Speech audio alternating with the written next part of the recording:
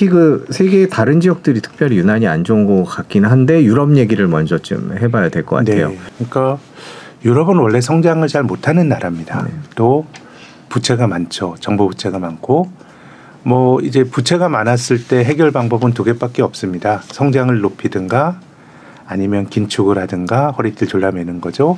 아니면 이자율을 최대한 낮게 가져가야 되는데 지금 유럽은 금리가 올라가는 게 굉장히 아주 나쁜 영향을 주고 있는 것 같습니다. 뭐 당연한 얘기지만 금리 올라가면 다 같이 어려워지지만 이탈리아 같은 경우는 지금 10년 만기 국채 수익률이 오늘 오기 전에 4.8%까지 갔어요.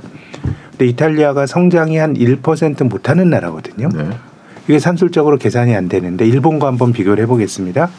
일본이 지금 금리 올릴 엄두도 못 내는 거 아닙니까? 네. 왜 그러냐면 부채가 많아서 그래요. 공공부채, 민간부채 많은데 물론 이제 부채 절대 규모가 일본이 GDP 대비 국가부채 비율이 250%가 넘습니다. 그러니까 이자율 올라가는 게 너무너무 두려운 거잖아요. 그래서 10년 만기 국채를 0.25에 맞추고 있는데 OECD 국가 중에서 부채가 일본 다음으로 많은 데가 이탈리아예요. GDP 대비 155%. 일본보다는 낮지만 그러면 255%인 일본은 10년물 국채를 0.25에 맞추려고 온갖 노력을 다 하는데 이탈리아 금리가 4.8이라는 거는 이건 이제 지속 가능하지가 않은 거거든요. 근데 이제 최근에 아직까지 이제 지난주 일요일 날 이탈리아 총선이 있었죠. 네. 내각 책임제인데 뭔가 약간 이제 우파 또 총리가 될 사람들이 이제 극우파라고 이제 평가를 받는 사람들이 사람들이 다수당이 됐기 때문에 뭐 사실 포퓰리즘이라고 하는 거를 우리가 좀 너무 많이 말하는 측면도 있고 개념이 정확지는 않지만 좌건 우건 간에 좀 뭐 감세라든가 아니면 지출 확대라든가 이런 프레임을 가지고 가는 경우가 많아요. 우파 포퓰리즘은 감세고 네. 좌파 포퓰리즘은 재정 지출 확대인데 그것이 어느 쪽으로 가더라도 인플레이션 국면에서는 맞는 처방은 아니거든요. 네. 중앙은행이 금리 올리는 거는 좀 너네들 허리띠 좀 졸라매라라고 강요를 하는 건데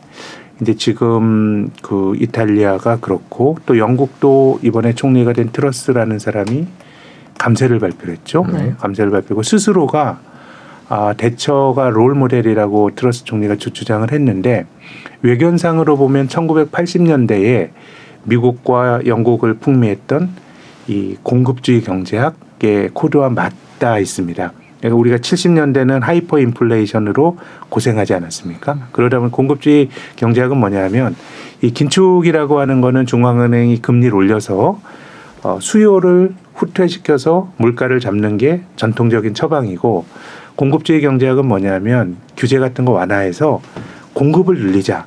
공급이 늘어나도 물가는 떨어지는 거거든요. 그래서 80년대 이후로 많은 비판을 받았는데 처방은 그런 것 같아요. 근데 제 생각에는 80년대와 조금 다른 면은 그 당시에는 중앙은행이 상당히 세게 긴축을 해서 1차적으로 인플레가 억제된 다음부터 뭐 레이건이 뭐 감세를 해주고 이런 걸 했었거든요. 근데 지금은 인플레이션이 진행형인데 감세 정책을 하다 보면 뭔가 이제 인플레를 자극하는 효과가 확실히 있고 또 대체적으로 이 우파 정치인들이 말하는 게 규제 완화 이런 건데 실제로 대처가 그 집권했을 때는 영국의 광산 노동자들을 엄청나게 막 강대강으로 해가지고 노동조합을 억눌렀죠.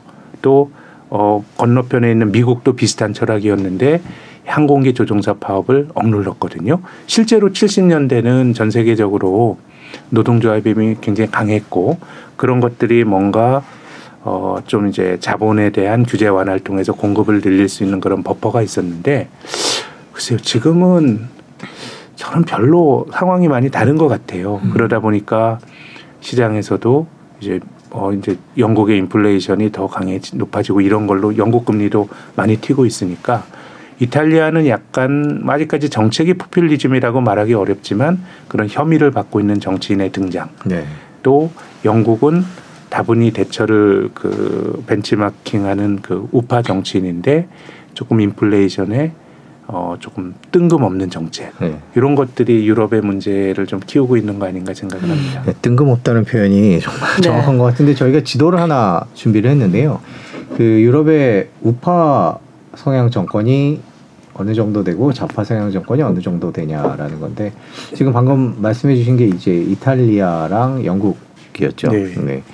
그 대부분 다 그러네요. 이탈리아 같은 경우에 이번에 된 총리가 이제 뭐 포퓰리즘이나 이런 쪽에 강하고 EU와 정면으로 맞서지 않을까. 물론 이제 유럽연합에서 받아야 될 돈이 있기 때문에 함부로 네. 하지는 못할 거다라는 네. 얘기를 하지만 지금 EU가 경제를 살리기 위해서 혹은 러시아에 맞서기 위해서 하고 있는 정책에 거꾸로 가는 거 아니냐 그런 걱정이 있거든요. 그런 네. 걱정도 실존하지 않나요? 뭐 아직까지는 그래서 지금 저는 유로존의 통합이 코로나를 그 계기로 해서 아주 공고해졌다고 생각해요. 네. 예전에는 독일이나 네덜란드 같이 여유가 있는 나라들이 남유럽을 도와주고 이런 게 굉장히 까다로웠는데 네. 코로나를 거치면서 이 코로나 공동기금이라고 하는 게 지금 이탈리아도 받을 돈이 굉장히 많기 때문에 뭐 지금까지의 관측은 뭐 당장 유럽연합에 반기를 들진 않을 거다라는 기대가 여전히 존재하는 것 같고, 근데 이제 시장이라고 하는 거는 온갖 뭐 억측이라고 하더라도 그 상황에 맞게 막 가격을 프라이싱 하다 보니까 최근에 이제 이탈리아 금리는 이제 그런 우려들을 반영을 하고 있는 것 같은데 이제 구체적으로 이제 어떤 행동을 하느냐가 이제 매우 또 중요해지겠죠. 근데 이번에 이제 영국의 뜬금없는 네. 이라고 표현하신 네. 그 감세 정책 물론 뜬금없는데 전 세계가 이렇게 뭐 철회를 촉구한다든지 굉장히 뭐 이제 경황된 반응을 보이고 실제로 이제 파운드화도 폭락을 하고 네. 이렇게 저는 보면서 영국에 조금 뭐 비틀거리는구나 좀 네. 뭐 삐끗하겠지만 그 정도일까라는 생각을 했거든요. 이렇게 작은이란 표현보다 어떤 국지적인 일이 이렇게 갑자기 더 크게 반응하는 시장은 어떤 분위기가 있는 건가요? 저도 뭐 어떻게 보면 영국인들의 선택인데 네. 그걸 국제국에서 말하는 게 뭐 맞나라는 생각은 드는데 저는 이제 영국에 대해서 비판하는 건 그런 맥락은 있다고 봅니다. 전 세계가 기본적으로 서로 신용으로 네. 금융세계와의 촘촘히 묶여져 있거든요. 우리가 2008년도 글로벌 금융위기도 생각을 해보면 우리가 무슨 죄가 있어요. 미국에서 탈인한 게 한국으로 그렇죠. 옮겨 붙었죠. 또 2011년, 12년에 유로존 재정위기가 날 때도 한국이 그 여파 받았거든요. 그것은 왜 그러냐면 금융세계화를 주도했던 게 대부분 영국과 서구의 자본이니까 그쪽에서 문제가 생기는 거는 한편으로 다른 데로 전이가 될 수도 있다고 봅니다. 그래서 지금 상황으로 보면 더 취약한 거는 아르헨티나가 취약하고요. 뭐 터키는 이미 뭐 외환위기급으로 가는 건데 신흥국이 소란스러운 거는 늘 취약한 신흥국은 있었습니다. 뭐 아르헨티나가 국가부도 10번 냈다는 거 아닙니까? 네. 내도 글로벌 대세와는 상관이 없어요. 우리나라 IMF 외환위기도 한국인들이 엄청난 그 트라우마를 겪었습니다만 글로벌 전체적으로 보면 미풍이에요. 근데 선진국에서 문제가 생기면 그것이 예를 들어서 가격이 아주 교란이 되는 거예요. 통화 가치가 갑자기 파운드가 기축통화 달러에 대해서 약해진다 그러면 영국에서 누군가 탈나는 사람이 존재하게 되거든요. 그래서 제 생각에는 선진국 쪽에서 벌어지는 일들은 다른 데로 전이가 될 여지가 있기 때문에 가격 기제가 빨리 바뀌는 것이 문제가 될 수 있고요. 그래서